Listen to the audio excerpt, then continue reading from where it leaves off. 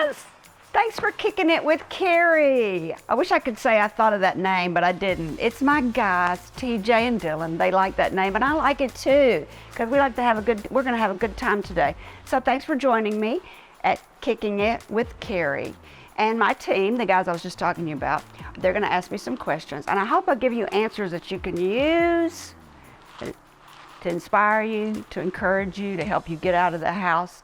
I know we've been all suffering a little bit with COVID fever and staying indoors a lot, and it's time for 2023. It's time for us to get out, make some new friends, take some risks, get healthy.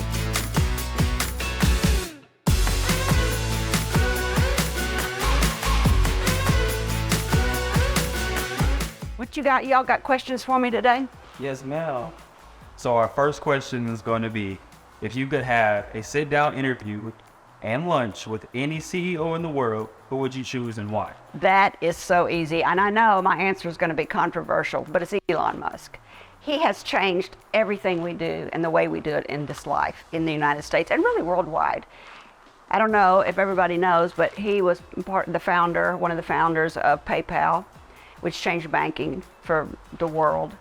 He, I don't have to tell you this, he, made Tesla, got Tesla up and running, almost bankrupted himself, but he's the founder of Tesla. And electric cars have been around a long time. Everybody knows that. They've been around for 100 years, but nobody was ever able to execute and get them to the public and to the market and make charging stations. And he was able to take that huge concept and roll it all up, execute it, and get it done. And then, of course, NASA. NASA was pretty much defunct till he came along and started another project, the NASA project, SpaceX thing. He started SpaceX, which now he's doing what NASA couldn't do for a tenth of the price. And then another really interesting thing about Elon Musk, and I know that this is the reason a lot of people, he's hard to take sometimes, is because he doesn't have any empathy or sympathy, because he's got Asperger's. He was the first guy to ever, or the first person with Asperger's to ever host Saturday Night Live. And it does make him kind of not likable. He's awkward. He doesn't really have empathy and sympathy for the people that work for him, and I can imagine how hard it must be to work for him, but I can also imagine how exciting it must be to be with him. And if you've ever read any books about him, he kind of had a hard life.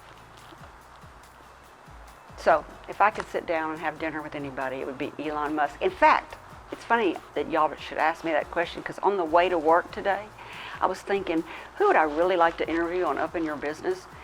And I thought, I would love to interview Elon Musk and ask him about his growing up in Africa and his childhood. Who inspired you to build this empire that you have today, and how did you stay motivated to build it? Empire. I love that. We call it Kerry McCoy Enterprises. And I think probably growing up with a great family who had a good work ethic. They got up every day and went to work, and they came home every day and were good people. And it probably wasn't until I was grown up and out in the world that I realized how fortunate I had been to have been born to very middle class American family. So I think I just was lucky in that respect. Now, as far as ambition goes, I don't know where that comes from, but I always say, what keeps me awake at night is lost opportunities. It's what I didn't do. Some people worry about what they do that might keep them awake. Like if I do this, I'm worried if I do that, or if I'm worried if I buy this, or if I try that. I worry if I don't try that, if I don't buy that, if it's the lost opportunities that I think about. And sometimes, I hate to say this, because I'm not a jealous person at all, but sometimes when I see people get a great opportunity and they make the most of it, I'm like, oh, I wish I'd have done that. It's not that I'm jealous, but I'm thinking, there's a great opportunity. I should have seen that coming.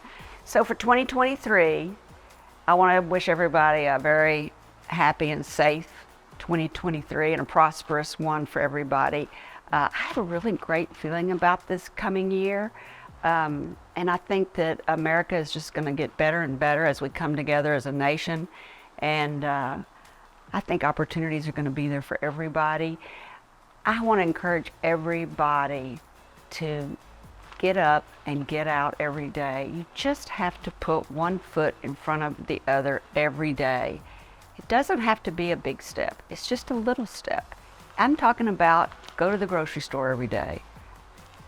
That's something. Some people can't even do that. So if you feel paralyzed for any reason at all, I just want to say get up, do something every day, and say yes to opportunities that are right there for you.